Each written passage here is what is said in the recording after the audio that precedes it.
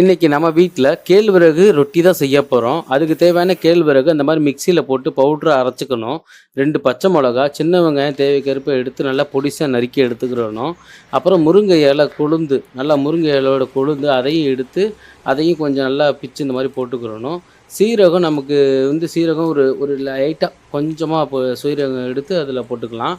அப்புறம் கொஞ்சம் தேவைக்கான உப்பு, அப்புறம் இனிப்புக்கு நம்ம நாட்டு சர்க்கரையை சேர்த்துக்கிறோம்.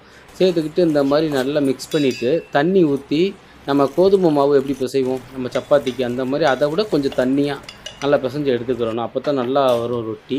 நம்ம அடுப்பு பற்ற வச்சுட்டு தோசைக்கல்லை எடுத்து நல்லெண்ணெயை ஊற்றிக்கணும். நல்லெண்ணெய் தான் ரொம்ப நல்லது. நல்லெண்ணெயை ஊற்றி இந்த மாதிரி ரவுண்டாக உருண்டையாக பிடிச்சி நம்ம இந்த மாதிரி வச்சு கையை வச்சு அமுக்கி அமுக்கி அந்த மாதிரி ரவுண்ட் ஷேப்புக்கு வர அளவுக்கு நம்ம அமுக்கி விட்டுக்கணும். அமுக்கி விட்டோன்னு எடுத்தோம்னு வைங்களேன், செம்மையாக அப்படியே சூப்பராக டேஸ்ட்டான ஒரு கேழ்வரகு ரொட்டி ரெடி.